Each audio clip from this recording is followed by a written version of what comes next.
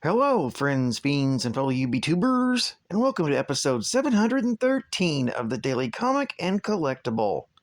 Today, the collectible of the day is the Toybiz Toys, Marvel Comics, Uncanny X-Men series, Harpoon Shooting Gun, Ahab action figure. A Houndmaster from a future timeline in which mutants are hunted down and destroyed. Ahab has time traveled to the present to continue his mission of eliminating dangerous mutants. Employing advanced Sentinel technology in his powerful cyborg body, Ahab ruthlessly enslaves those mutants he does not kill, transforming them into telepathic hounds, which he uses to track down others of their kind. Only the combined powers of the X-Men, X-Factor, the New Mutants, and the Fantastic Four are able to put a stop to Ahab's murderous rampage through our time in the past. This 5.5-inch scaled action figure of Ahab features intricate details with hand-painted deco and an elaborate facial sculpt for a vintage figure.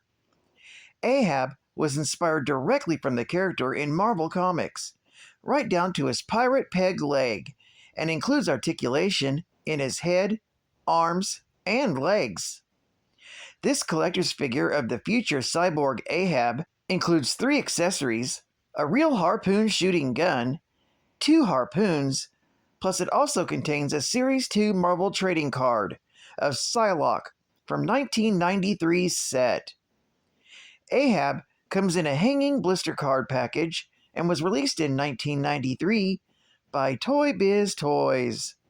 Now, the comic of the day is Fantastic Four, Annual, Volume 1, Issue number 23, with a cover date of July 1990. This is part of the Days of Future Present event, with story by Walter Simonson and Bob Harris, art by Jackson Juice, and cover by John Byrne. This story is titled, When Franklin Comes Marching Home. The story opens with the Fantastic Four returning home after having a picnic with Reed and Sue's son Franklin.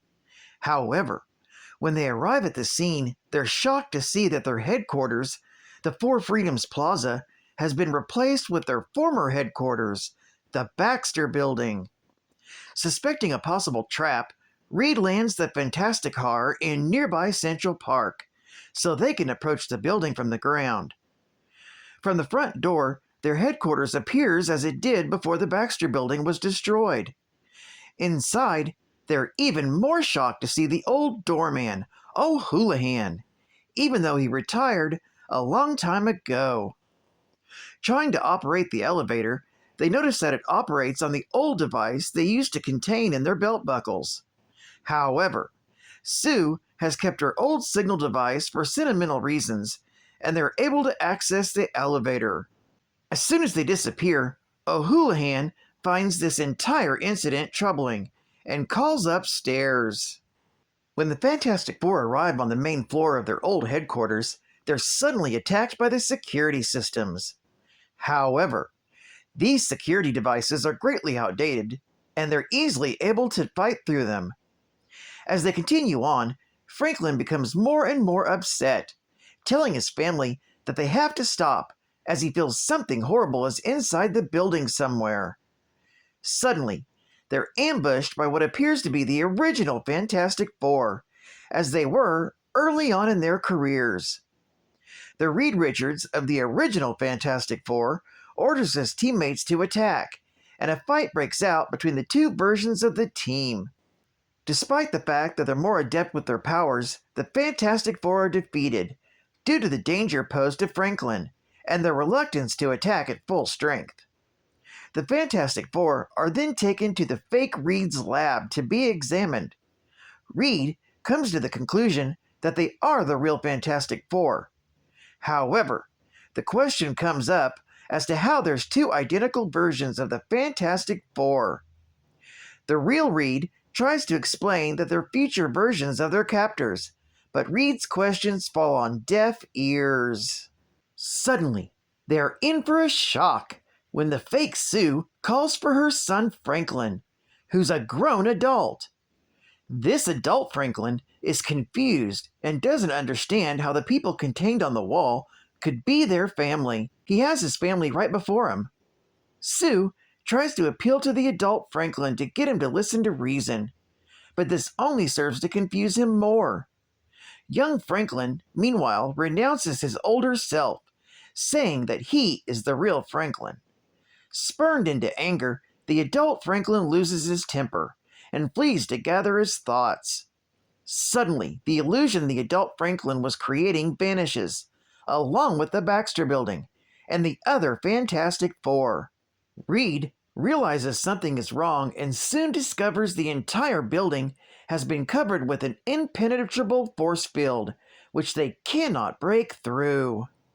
Meanwhile, off the coast of Britain, at the lighthouse headquarters of Excalibur, Phoenix spends some time outside with her teammate Megan. When Megan asks Phoenix about her life in the future, she admits that her memories of her past are scrambled. Suddenly, Rachel shouts out in pain and keels over. Recovering, she tells Megan that she has to go and deal with some personal business, refusing Megan's offer to gather the rest of the Excalibur to help her. Meanwhile, X-Men members Forge and Banshee are in New York City, enjoying the sights, when suddenly they're confronted by the adult Franklin Richards. Franklin recognizes them as his old teachers, but suddenly loses his temper again when he notices that they're much younger than he remembers, and takes off again. Realizing who they were talking to, Forge suggests that they go to the Four Freedoms Plaza. Meanwhile, in the distant future, the being known as Ahab is awoken by his computers as they have located where Franklin Richards has escaped to. Seeing that he appeared in the modern age at the Four Freedoms Plaza, Ahab orders his minions to prepare for a time jump. Back in New York City, Franklin's hiding out with his old friends, the Power Pack family, and is passing time by playing hide and seek with them. Meanwhile, the Fantastic Four are examining the situation, and Reed has come to the conclusion that the adult version of Franklin must be some kind of manifestation of Franklin's dormant mutant powers. He decides that the only way to protect their son is to remove his mind locks and unlock his full mutant potential. While down below on the streets, Banshee and Forge notice the force field around the Four Freedoms Plaza. They try to use their abilities to pierce it, but to no avail. Suddenly, as Reed is conducting tests on Franklin, a time portal opens inside the building, and they're attacked by an army of futuristic drones. The act of warping into the present breaks the force field. Sue manages to gather them up and toss them outside the building, where they harmlessly explode. With the force field down, Banshee flies himself and Forge up to the hole in the building to see what's going on.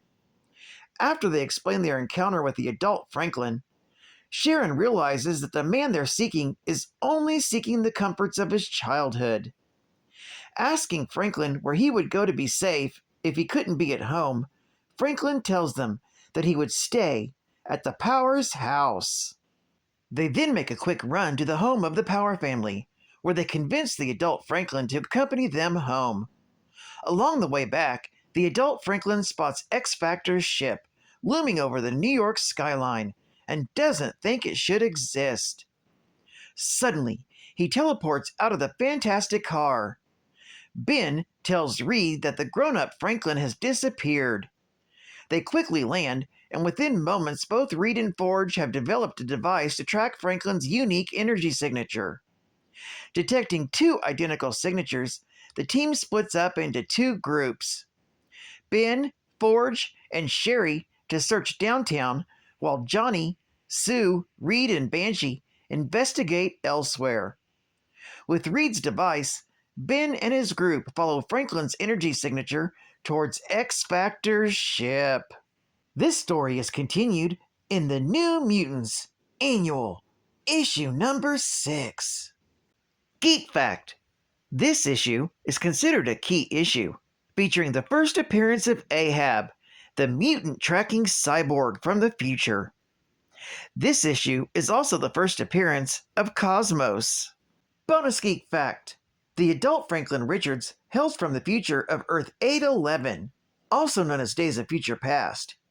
He was last seen being killed by Sentinels in Uncanny X-Men, issue number 141, from October of 1980. As revealed in Uncanny X-Men Annual, issue number 14, the adult Franklin sent his dream form into the past when his physical body was destroyed. Another bonus geek fact: Phoenix also comes from the same future as the adult Franklin Richards. She makes mention how her memories of the past have been scrambled. This happened when Rachel traveled back in time to the modern age of Earth 616. In New Mutants, issue number 18, and Uncanny X-Men, issue number 184, both from August of 1984. State-of-the-art gaming! Hit the dirt!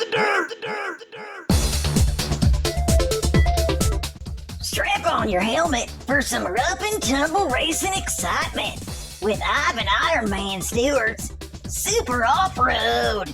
Race up to 4 players at the same time in the game that's just like the real dirt racing.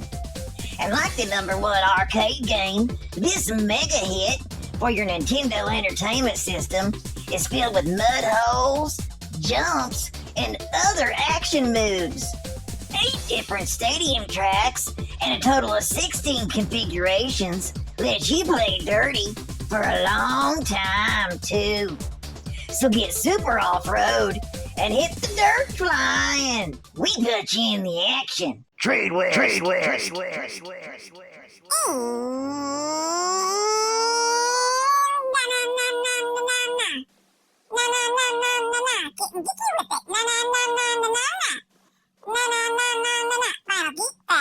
The full history of Roderick Campbell's transformation into Ahab remains apparently unclear.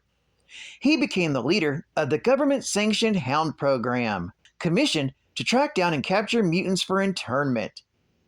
In this reality, Rachel Summers was Ahab's pinnacle of Hound creation, although she subsequently escaped into the current timeline, horribly mutilating Ahab by throwing him into one of his machines. For a while, Ahab was a paraplegic in a floating chair, but later he was given bionic body parts. Ahab, now more cyborg than ever, tried to hunt Rachel down through the time-wandering spirit of the alternate future's Franklin Richards, at one point creating hounds out of Rachel's father, Scott Summers, and Franklin's mother, Sue Storm, the Invisible Woman. Ahab was eventually defeated by the actions of the Fantastic Four and the combined X-Teams. Well, I'd like to thank you for joining me for another Daily Comic and Collectible, and I hope to see you again Tuesday. This is Cut Fan Comics Man, and I'll catch you on the flip, baby. Over and out.